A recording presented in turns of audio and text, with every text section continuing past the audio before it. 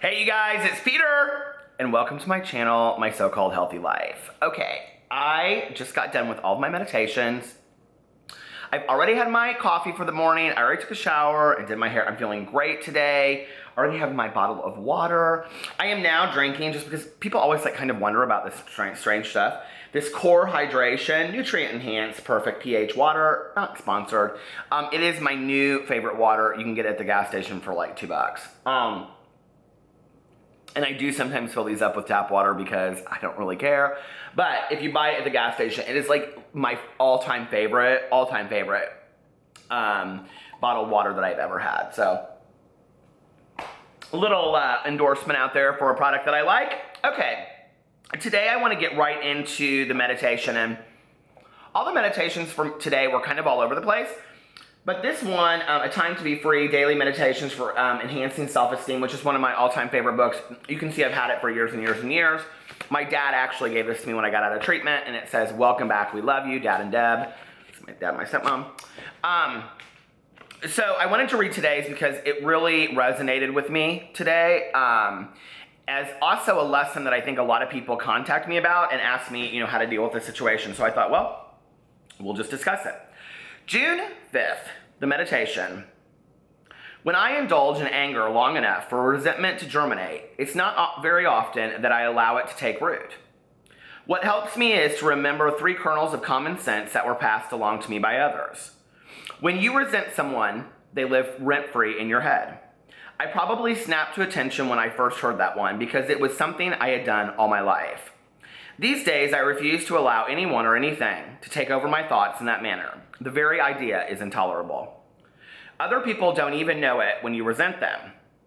It's easy to see the absurdity of my resentment when I picture my adversary conducting business as usual while I'm completely distracted, or fast asleep while I'm wide awake. The worst thing about resentments is the endless rehearsal of the acts of retribution. I related to that one completely and still do. How often in the past I had tormented myself, devising elaborate strategies to get even with someone for what he or she had done. Thought for today: in my new house, there will be no room for resentment. I just kind of wanted to visit those 3 quotes specifically that were in there because, I talk a lot on my channel about removing toxicity and removing negative people from our lives. And a lot of people are like, well, what if it's a family member and you can't get rid of them? And what if it's this? And what if it's your supervisor? I understand that, okay? I mean, there are going to be some situations that we just can't get rid of that people. And then in that case, it's more about practicing acceptance and, trying to see the positivity in those people because it's hard, and there will always be some people out there that we have to deal with that are negative, and make sure that you're not being that person for somebody else. I mean, I think that that's, a real cue too, is in making sure that we're taking care of our own behavior so that we're not the negative one for somebody else, if that makes sense. So let's review, boys and girls, these 3 quotes, which I actually love. I've used these for years. They're sobriety quotes. When you resent someone, they live rent-free in your head. And I love that because what it says is, they're there. Most of the time, they don't even know they're there. You're the one paying for it. They're not, right? You're the one that's suffering for that person just running thoughts in your head, and it's like this gerbil wheel that you're just like, it's going crazy in your head and they don't even know it, they don't even know that they're there. Does that make sense? And it's just ridiculous. And I think that one of the best lessons is taking a look at somebody and realizing that forgiveness is really for us, not them a lot of times, and that forgiveness is the first key to moving on. The next quote is, other people don't even know it when you resent them. And that's the truth, have you ever had to go to something and you're so scared to go because you know that so-and-so is going to be there and you have such a huge resentment at them, and you get there and they're so nice to you and you almost hate it even more that they're nice to you because you're like, oh my God, and you just want to have it out, right? You just want to have it out and you think they owe you a resentment too. I mean, I think that's been one of the hardest things in my life is when I have a resentment towards somebody, because today I try to live resentment free. I try to remove resentments from my life. I try to take responsibility for my actions.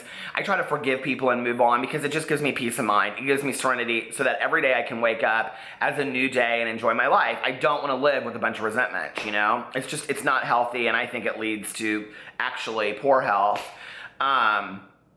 But I can tell you that the hardest thing for me in life has been when I felt like somebody owed me a resentment, and I was like, or owed me an amends for a resentment, you know, or something they had done to me. And I would be like, well, I need to take responsibility for my actions, because I know I really did you wrong, and it won't happen again. And, you know, they would just look at me and be like, mm-hmm. And I'm like, you owe me an amends too. Like, why are you so resentful at me, you know? But you don't get it. And like, those people are going to be resentful at you, or, you know, whatever. And it's hard, you know? And then the third quote is, the worst thing about resentments is the endless rehearsal of the acts of retribution.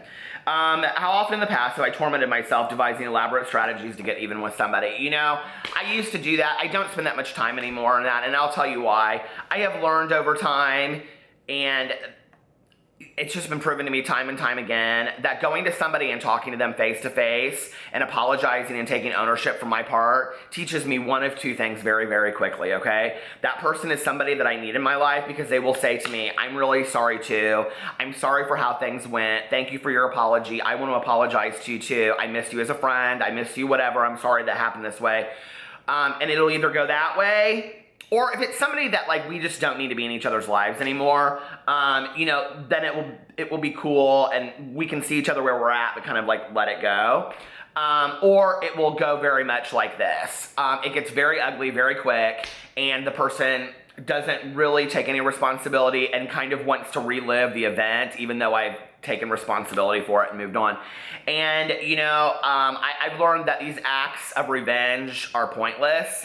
They don't make me feel any better in the long run, because then I feel shitty about the revenge act and the resentment, and nothing is fixed. So I'd rather just apologize and take responsibility for things, you know, and move on and change my behavior so it doesn't happen again. And really, ultimately, it comes down to me. It comes down to, who do I have the resentment about? Why is the resentment there? How does it affect me? And what's my part in that? You know, and I have to really take a look at that, and then I have to take a look at, what am I willing to do about that to fix it? Because it's all really about my happiness and my peace of mind, you know?